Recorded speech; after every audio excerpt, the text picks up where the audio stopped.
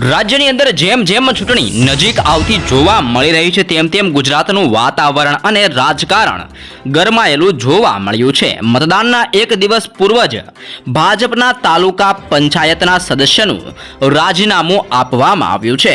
ગુજરાતના લોકસભા ચૂંટણીની અંદર મતદાનના એક દિવસ પૂર્વ જ ભાજપના તાલુકા પંચાયતના સદસ્યે રાજીનામું ધરી દીધું છે।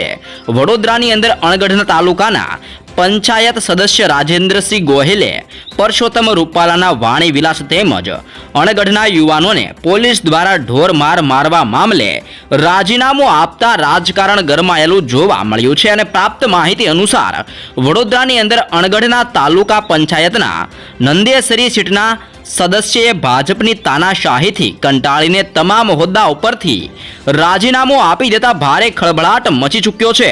અણગઢ તાલુકાના પંચાયતના સદસ્ય રાજેન્દ્રસિંહ મંગળસિંહ ગોહિલે ભારતીય જનતા પાર્ટીના તમામ હોદ્દા ઉપરથી રાજીનામું આપી દીધું છે। સાથે જ નંદેસરી પોલીસ ઉપર ક્ષત્રિય સમાજના યુવાનોને ઢોર માર મારવાનો આક્ષેપ લગાડવામાં આવ્યો છે। વડોદરાની અંદર અણગઢ તાલુકા પંચાયતના સદસ્ય રાજેન્દ્રસિંહ મંગળસિંહ ગોહિલે રાજીનામા અંગે કારણ આપતા જણાવ્યું છે કે છેલ્લા ઘણા દિવસોથી પરસોત્તમ રૂપાલાએ કરેલા વાણી વિલાસથી હું વ્યથિત થઈ ગયો હતો અને પાર્ટી છોડવાનો વિચાર કરતો હતો, પરંતુ આજે મારા મત વિસ્તારની અંદર ક્ષત્રિય સમાજના એક યુવાનને ભાજપના ધારાસભ્યના ઉમેદવારના કહેવાથી નંદેસરી પોલીસ દ્વારા ઢોર માર મરાતા તેમજ ભાજપની તાનાશાહીના કારણે આજે હું મારા ભાજપના તમામ હોદ્દા ઉપરથી રાજીનામું આપું છું અને સાથે જ મારા ક્ષત્રિય સમાજને ટેકો જાહેર કરું છું જેવું પણ મોટું નિવેદન આપતા જોવા મળ્યું છે।